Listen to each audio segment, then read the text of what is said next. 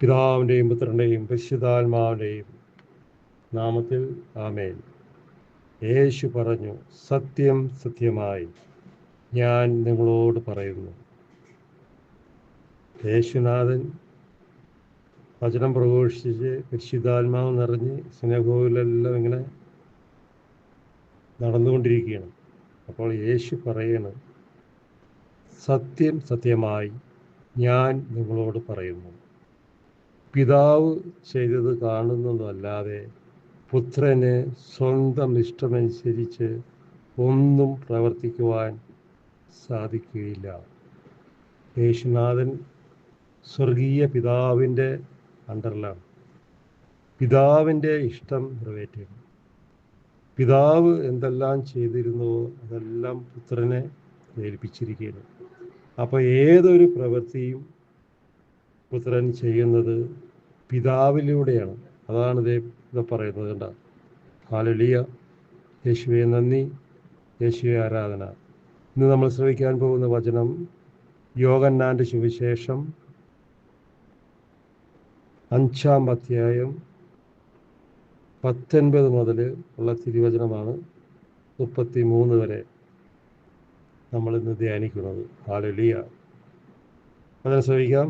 യോഹന്നാൻ്റെ സുവിശേഷം 5-ാം അധ്യായം 19-ാം വാക്യം. യേശു പറഞ്ഞു, സത്യം സത്യമായി ഞാൻ നിങ്ങളോട് പറയുന്നു, പിതാവ് ചെയ്തത് കാണുന്നതല്ലാതെ പുത്രന് സ്വന്തം ഇഷ്ടമനുസരിച്ച് ഒന്നും പ്രവർത്തിക്കുവാൻ സാധിക്കുകയില്ല. ഏതൊരു കാര്യവും യേശുനാഥൻ ചെയ്യണത് പിതാവിനോട് ചോദിച്ചിട്ടാണ്.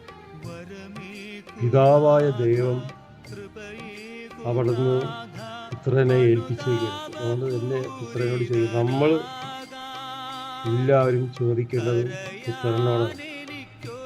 പുത്രൻ കരുണ തോന്നി നമ്മളെ അനുഗ്രഹിക്കും.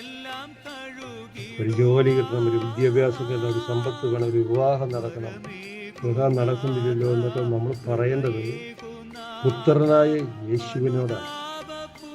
അത് നമ്മൾ പുത്രനോട് ഇങ്ങനെയെല്ലാം ചോദിക്കുമ്പോൾ നമ്മുടെ പിന്നോക്കം ഒന്ന് നോക്കണം. എന്താണെന്നാ, എന്തെങ്കിലും പാപം നമ്മുടെ ആത്മാവിലോ ഹൃദയത്തിലോ ജ്വലിക്കുന്നുണ്ടെങ്കിൽ കർത്താവിന് ഇടപെടാൻ സാധ്യമല്ല. കർത്താവ് ഒരു കാരണവശാലും നമ്മുടെ പ്രാർത്ഥന കേൾക്കുകയില്ല. പാപമില്ലാത്തടത്താണ് യേശുനാഥൻ കടന്നു വരിക. ഹല്ലേലൂയ. എന്നാൽ പിതാവ് ചെയ്യുന്നതെല്ലാം അപ്രകാരം തന്നെ പുത്രനും ചെയ്യുന്നു. പിതാവ് ചെയ്യുന്നത് അതുപോലെ തന്നെ പുത്രനും ചെയ്യും. അവർ രണ്ടുപേരും ഒന്നാണ്. പിതാവിനെ കാണുന്നവൻ പുത്രനെ കാണുന്നു, പുത്രനെ കാണുന്നവൻ പിതാവിനെ കാണുന്നു. 20-ാം വാക്യം. എന്തെന്നാൽ പിതാവ് പുത്രനെ സ്നേഹിക്കുകയും ഉണ്ടാവും. എന്തെന്നാൽ പിതാവ് പുത്രനെ സ്നേഹിക്കുകയും താൻ ചെയ്യുന്നതെല്ലാം അവന് കാണിക്കുകയും ചെയ്യുന്നു. ഒരു പെടക്കോഴി ഒരു മുട്ട വിരിഞ്ഞ് കുഞ്ഞിനെ പുറത്തെടുക്കുമ്പോൾ ആ കുഞ്ഞ് കൊത്തി തിന്നാൻ തള്ളക്കോഴി പഠിപ്പിക്കും. ശ്രദ്ധിച്ചിട്ടുണ്ടെങ്കിൽ കാണാൻ പറ്റുന്നത് കൊത്തി ഇങ്ങനെ കാണിക്കും. അതുപോലെ പിതാവായ ദൈവം പുത്രനെ പഠിപ്പിക്കുകയാണ്. ഓരോ കാര്യങ്ങളും പിതാവ് ഏൽപ്പിച്ച് കൊടുക്കുകയാണ്. പുത്രൻ സ്വയമേ ഒന്നും ചെയ്യുന്നില്ല, എല്ലാം പിതാവിലൂടെയാണ് ചെയ്യുന്നത്. അത് നമുക്ക് കാണാൻ പറ്റും. യേശുനാഥൻ 12-ാം വയസ്സിൽ അപ്പൻ്റെയും അമ്മയുടെയും കൈവിട്ടുപോയി.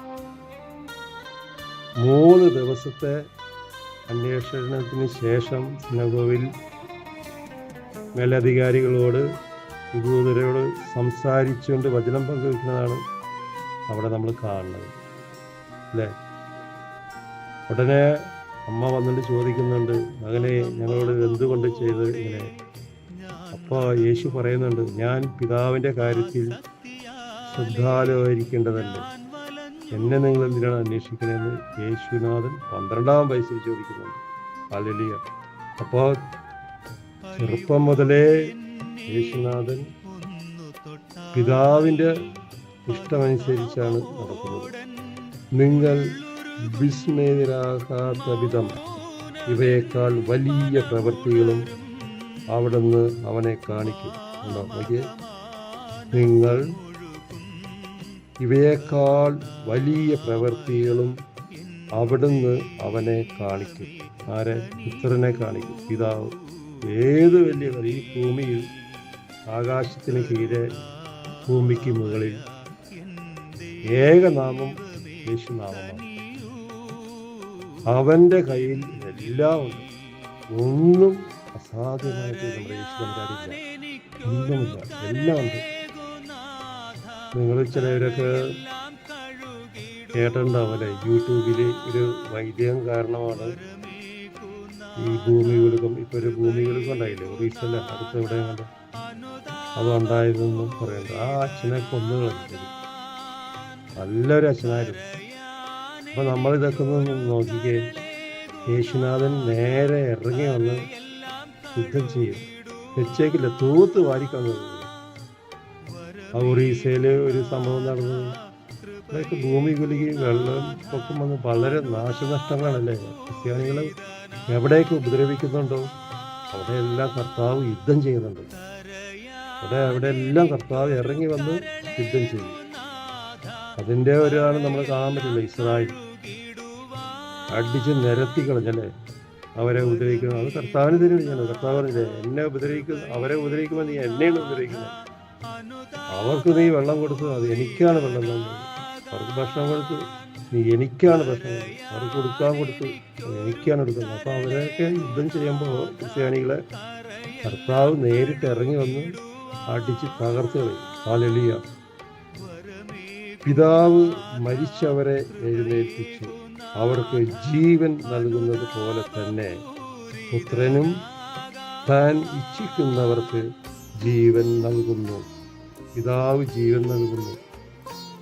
യേശു പറയണണ്ട, എനിക്ക് പിതാവ് മരിച്ചവരെ എഴുന്നേൽപ്പിച്ചു. ഇതെവിടെയാണ് സംഭവിച്ചത്? യേശുവിൻ്റെ കാൽവരി ക്രൂശിൽ മരിക്കണുണ്ടല്ലേ.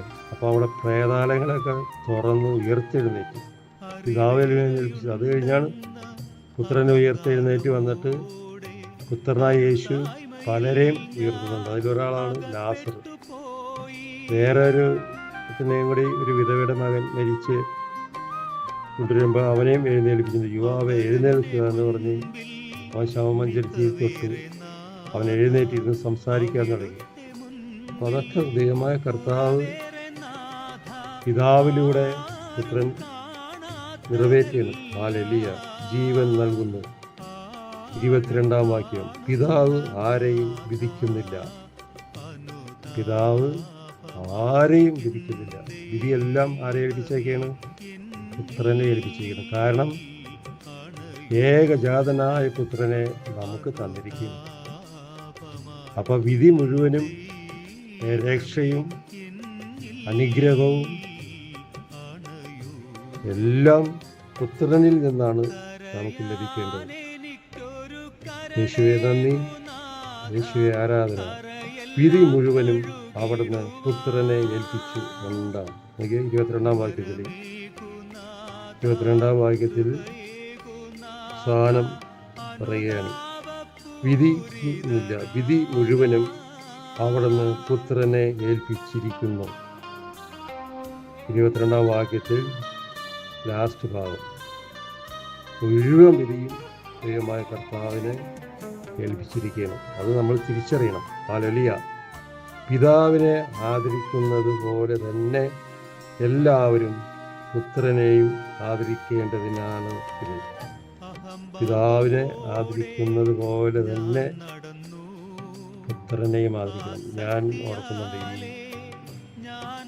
ഈ ജാതികൾ, ക്രിസ്ത്യാനിയല്ലാത്തവർക്ക് പല വിഗ്രഹാരാധനകളൊക്കെ ഉണ്ട്. അവർക്ക് ദൈവമുണ്ട്, പക്ഷെ അവർ ദൈവത്തോട് ചോദിച്ചിട്ട് ആ ദൈവം അവർക്ക് സാധിച്ചു കൊടുക്കുന്നുണ്ടോ? ഇല്ല. പുത്രനിലേക്ക് ഏൽപ്പിച്ചിരിക്കുന്നു. അവർക്കും പുത്രൻ ദൈവം. ജാതികൾക്കുടെ ഇടയിലും പുത്രനായ യേശുനാഥൻ ഇറങ്ങി വന്ന് പ്രവർത്തിക്കും. പക്ഷേ അന്വേഷിച്ച് ചെല്ലണം. ദൈവമായ കർത്താവിൻ്റെ ഒരു പ്രത്യേകതയാണ് അറിഞ്ഞുകൊണ്ട് ചെയ്യുകയില്ല. അത് വളരെ ചുരുക്കമുള്ളൂ. അതാണ് ആ ബെത്സയിദക്കുള്ള കടവിൽ 38 വർഷം കിടന്നപ്പോൾ അറിയാതെ യേശുനാഥൻ അവനെ എഴുന്നേൽപ്പിക്കാൻ ചെയ്തു. കാരണം 38 വർഷമാണ് അവൻ അവിടെ കിടന്നത്. വചനം പറയുന്നു. യേശുനാഥൻ ഉള്ളൊരുങ്ങി അവനെ എഴുന്നേൽപ്പിക്കാൻ അവിടെ നടന്നു. വേറെ കുറേ പേരവിടെ കിടപ്പുണ്ട്, ആരെയും എഴുന്നേൽപ്പിച്ചില്ല. അവനെ മാത്രമേ എഴുന്നേൽപ്പിച്ചു. ഹല്ലേലൂയ. അപ്പോൾ നമ്മൾ അന്വേഷിക്കുകയും കണ്ടെത്തും മുട്ടുകയും തുറക്കപ്പെടും എന്നൊക്കെ പറയുന്നത് യേശുനാഥൻ്റെ ഓരോ പ്രവർത്തികളും നമ്മൾ തിരിച്ചറിയണം. പുത്രനെ ആദരിക്കുന്നവരും അവനെ അയച്ച പിതാവിനെ ആദരിക്കുന്നില്ല. നോക്കിയേ, പുത്രനെ ആദരിക്കുന്നവരാരും അവനെ അയച്ച പിതാവിനെ ആദരിക്കുന്നില്ല. സത്യം സത്യമായി, വീണ്ടും പറയുന്നു 24-ാം വാക്യം, സത്യം സത്യമായി ഞാൻ നിങ്ങളോട് പറയുന്നു, എൻ്റെ വചനം കേൾക്കുകയും എന്നെ അയച്ചവനെ വിശ്വസിക്കുകയും ചെയ്യുന്നവനെ നിത്യജീവനുണ്ടാവും. നിത്യജീവൻ.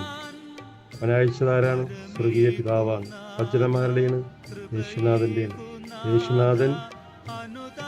യേശുനാഥൻ്റെ അമ്മ ഗർഭം ധരിച്ച് ശിശുവായ വചനമാണ് യേശുനാഥൻ്റെ വചനം, ജീവനുള്ള വചനമാണ്. അപ്പോൾ അത് നമ്മൾ വചനം കേൾക്കുകയും ആദരിക്കുകയും അവനെ വിശ്വസിക്കുകയും ചെയ്താൽ നിത്യജീവനുണ്ടെന്നാണ് യേശുനാഥൻ പറയുന്നത്. അവനെ ശിക്ഷാവിധി ഉണ്ടാകുന്നില്ല.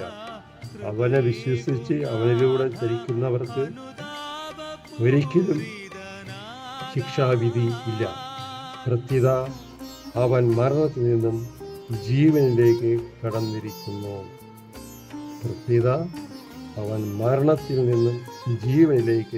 കടന്നിരിക്കുന്നു. മരിച്ച് ഈ ഭൂമി വിട്ട് 3 ദിവസമേ യേശുനാഥൻ മാറി നിന്നു. ഉയർത്തെഴുന്നേറ്റ യേശുനാഥൻ നമ്മുടെ ഇടയിലേക്ക് വരുന്നുണ്ട്. നമ്മളത് അറിയുന്നില്ല, കാണുന്നില്ല. നമ്മളെ കണ്ടുകൊണ്ട് കാണാനോ അറിയാനോ നമുക്ക് പറ്റുന്നില്ല. കാരണം ഈ ലോകദേവൻ നമ്മുടെ കണ്ണുകളെയും മനസ്സിനെയൊക്കെ അന്ധമാക്കി ജീവിക്കുന്ന ദൈവത്തിൻ്റെ പുത്രനായ യേശുവിൻ്റെ സ്വഭാവത്തെയോ അവൻ്റെ ആഗ്രഹങ്ങളോ മനുഷ്യൻ അറിയുന്നില്ല. 25-ാം വാക്യം വീണ്ടും പറയുന്നുണ്ട്, 3-ാം പ്രാവശ്യം, സത്യം സത്യമായി ഞാൻ നിങ്ങളോട് പറയുന്നു, മരിച്ചവർ ദൈവപുത്രൻ്റെ സ്വരം ശ്രവിക്കുന്ന സമയം വരുന്നു, അല്ല വന്നു കഴിഞ്ഞു. മരിച്ച വ്യക്തികൾക്ക് യേശുനാഥൻ്റെ സ്വരം ശ്രവിക്കാൻ പറ്റും. ഞാനൊരിക്കലത് ക്ലാസ്സിൽ തുടർന്നതാണ്. മരിച്ചു കഴിഞ്ഞാൽ നമ്മുടെ ആത്മാവ് എവിടെയിരിക്കും? വിശുദ്ധിയോടെ ജീവിക്കുന്നവൻ്റെ ആത്മാവ് യേശുനാഥൻ്റെ കൂടെയായിരിക്കും. അവനായിട്ട് സംസാരിക്കും. വിശുദ്ധിയില്ലാതെ ദുർനടപ്പൊക്കെ നടന്ന് ദുഷ്ടത പ്രവർത്തിച്ച് ജീവിച്ചിട്ടുണ്ടെങ്കിലോ നരകാഗ്നിയിലായിരിക്കും. യേശുനാഥനെ കാണാനോ അത് പൊടി അടുത്ത് ചെല്ലാനോ സാധിക്കില്ല. ആ സ്വരം ശ്രവിക്കുന്നവർ ജീവിക്കും. അവൻ്റെ സ്വരം ശ്രവിക്കുന്നവർ ജീവിക്കും. അപ്പോൾ മരിച്ച ആത്മാക്കൾ ജീവിക്കും. അവരൊരിക്കലും മരിക്കുന്നില്ല. ആത്മാവ് ഒരിക്കലും മരിക്കുന്നില്ല. ശരീരമാണ് വിട്ടുപോകുന്നത്. ആത്മാവ് ജീവിക്കണം. അതാണ് യോഹന്നാൻ 6:63. ആത്മാവാണ് ജീവൻ നൽകുന്നത്, ശരീരമൊന്നും നിരൂപിക്കുന്നില്ല. ഞാൻ നിങ്ങളോട് പറഞ്ഞ വചനം ആത്മാവും ജീവനുമാവുന്നു. ഹല്ലേലൂയ. യേശുവേ നന്ദി. 26-ാം വാക്യം, എന്തെന്നാൽ പിതാവിന് തന്നിൽ തന്നെ ജീവനുള്ളതുപോലെ പുത്രനും തന്നിൽ തന്നെ ജീവനുണ്ടാകാൻ പിതാവിന് തന്നിൽ തന്നെ ജീവൻ ഉള്ളതുപോലെ പുത്രനും തന്നിൽ തന്നെ ജീവൻ ഉണ്ടാകാൻ അവിടുന്ന് വരം നൽകിയിരിക്കുന്നു. പിതാവ് പുത്രനില് നമുക്ക് തന്നിട്ട് പിതാവ് വരം ചെയ്തേക്കുന്നു, വരം കൊടുത്തേക്കുന്നു. നീ ഇതെല്ലാം ചെയ്യുക. എല്ലാം നമുക്കൊന്നും അസാധ്യമല്ല. എന്തും സൃഷ്ടാവായ ദൈവമായ കർത്താവാണ് നമ്മൾ. പിതാവും സൃഷ്ടാവാണ്. കർത്താവ് മുഴുവനും പുത്രന് വരം കൊടുത്ത് ഏൽപ്പിച്ചേക്കുന്നത്. ആലോചിച്ചേക്കുന്നത് പ്രത്യേകം അറിയിക്കണം. 26-ാം വാക്യത്തിൽ, എന്തെന്നാൽ പിതാവ് തന്നിൽ തന്നെ ജീവൻ ഉള്ളതുപോലെ പുത്രനും തന്നിൽ തന്നെ ജീവൻ ഉണ്ടാകാൻ അവിടുന്ന് വരം നൽകിയിരിക്കുന്നു. വരം, കർത്താവിന് പുത്രന് വരം കൊടുത്തേക്കാണ്. 27 വാക്യം, മനുഷ്യപുത്രൻ ആയതുകൊണ്ട് വിധിക്കാനുള്ള അധികാരവും അവന് നൽകിയിരിക്കുന്നു. എത്ര കൃത്യമല്ലേ കർത്താവിൻ്റെ വചനം, എത്ര ഇതാണെന്ന് നോക്കി. ഹല്ലേലൂയ. യേശുവേ, മനുഷ്യപുത്രനായതുകൊണ്ട് വിധിക്കുവാനുള്ള അധികാരവും അവന് നൽകിയിരിക്കുന്നു. പിതാവിനെ ഒരാൾക്കും ആർക്കും കാണാൻ പറ്റില്ല, പുത്രനെ കാണാം. എന്തുകൊണ്ടാണ്? മനുഷ്യൻ എന്ന പേര് കണ്ട, മനുഷ്യനായതുകൊണ്ട് വിധിക്കാനുള്ള അധികാരവും അവന് നൽകിയിരിക്കുന്നു. 28 വാക്യം, ഇതിൽ നിങ്ങൾ വിസ്മയിക്കേണ്ട, എന്തെന്നാൽ കല്ലറകളിലുള്ളവരെല്ലാം അവൻ്റെ സ്വരം ശ്രവിക്കുന്ന സമയം വരുന്നു. ഈ മാടത്തിൽ കിടന്നവരൊക്കെ അവൻ്റെ സ്വരം ശ്രവിക്കുന്ന സമയം വരുമെന്ന് ദൈവമായ കർത്താവ് പറയുന്നു. അപ്പോൾ ആത്മാവ് മരിച്ചു കഴിയുമ്പോൾ അതെല്ലാം ഉയർത്തെഴുന്നേറ്റില്ല.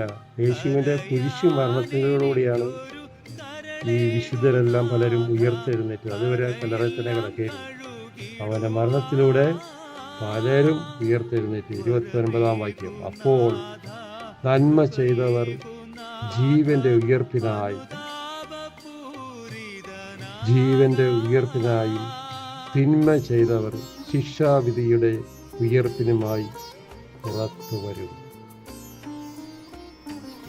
ഇത് നമ്മൾ ജീവിക്കുമ്പോൾ തന്നെയാണ് ഇതൊക്കെ സംഭവിക്കുന്നത്. മരിച്ചു കഴിയുമ്പോൾ ആത്മാവ് വിട്ടുപോകും.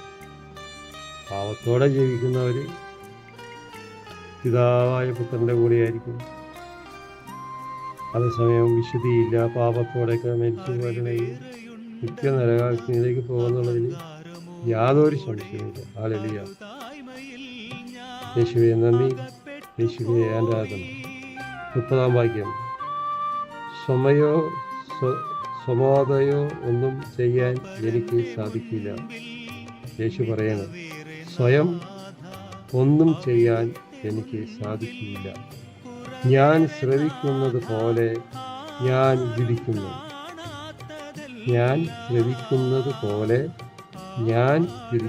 എങ്ങനെ? പിതാവിൻ്റെ സ്വരം, പിതാവിനോട് ആലോചിച്ചിട്ടാണ് പുത്രൻ ഓരോ കാര്യങ്ങളും പ്രവർത്തിക്കുന്നത്.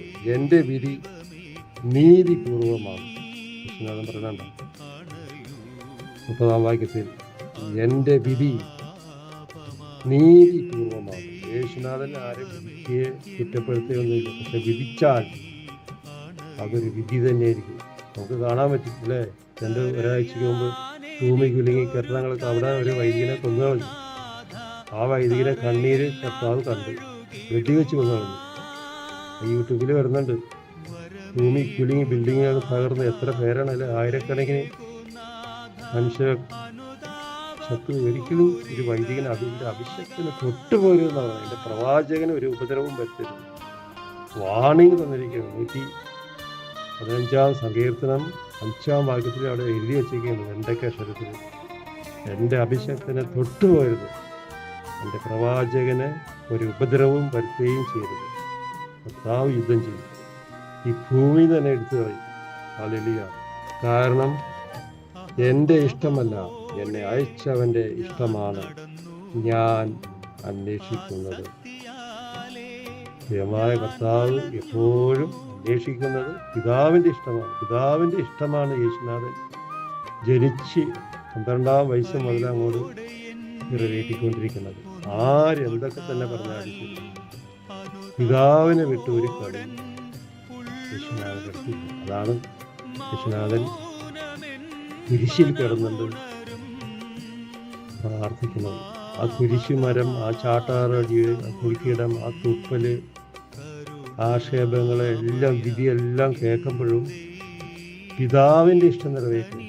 പിതാവിൻ്റെ ഇഷ്ടം പുത്രൻ നിറവേറ്റും. അതാണ് ലാസ്റ്റ് പുത്രനായ യേശു 3 കാഴ്ചപാളികൾ ജീവൻ പോകുമ്പോഴേക്കും ഏലി ഏലി ലമാ ശബാത്താനി, എൻ്റെ ദൈവമേ എന്തുകൊണ്ട് നീ എന്നെ കൈവിട്ടു പിതാവിനോട് ചോദിക്കുകയാണ് പുത്രൻ.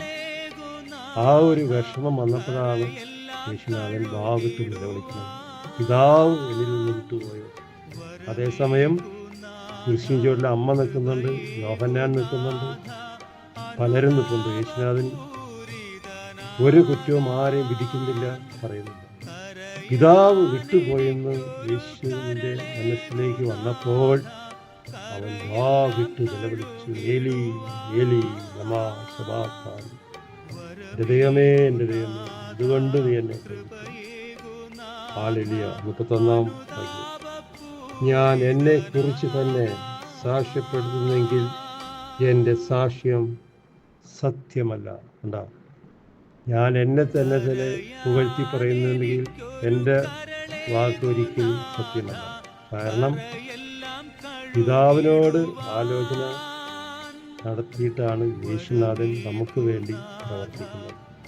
അപ്പം നമ്മൾ കുമ്പിടേണ്ടതും ആരാധിക്കേണ്ടതും സ്തുതിക്കേണ്ടതും പറയേണ്ടതും യേശുനാഥനോട് പറയും. അവിടെ നിന്ന് നമ്മുടെ പ്രാർത്ഥന കേൾക്കും. ഹല്ലേലൂയ. യേശുവേ നന്ദി. പരിശുദ്ധ പരമ ദിവ്യകാരുണ്യ ഈശോയ്ക്ക് നേരവും ആരാധനയും സ്തുതിയും പുകഴ്ചയും ഉണ്ടായിരിക്കട്ടെ. ഓ പിതാവായ ദൈവമേ, അവിടുത്തെ പുത്രനായ യേശുനാഥൻ്റെ ജീവൻ്റെ വചനം കേൾക്കാൻ ഞങ്ങൾക്ക് അവിടുത്തെ ഏകപുത്രനായ യേശുനാഥനെ പുത്രനെ തന്നതിനോർത്ത് നന്ദി പറഞ്ഞുകൊണ്ട് പിതാവിൻ്റെയും പുത്രൻ്റെയും വിശുദ്ധാത്മാവിൻ്റെയും നാമത്തിൽ ആമേൻ. ആവേ മരിയ. Praise the Lord.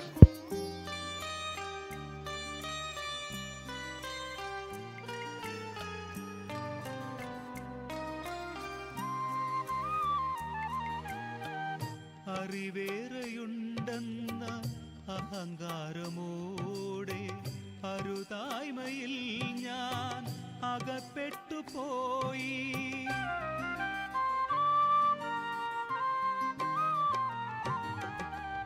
അപരന്റെ മുൻപിൽ മിതവേറെ നാഥ, അവിടുത്തെ മുൻപിൽ കുറവേറെ നാഥ, ആരും കാണാത്തതെല്ലാം ആഴം കാണുന്ന നാഥ, അനുതാപമായി എൻ ദൈവമേ എന്നിൽ അണയൂ.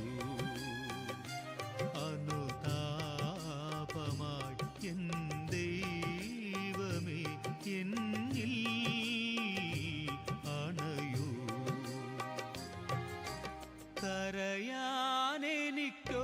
കരളേകുനാഥ, കരയെല്ലാം കഴുകിടുവാൻ വരമേകുനാഥ, കൃപയേകുനാഥ, അനുതാപപൂരിതനാ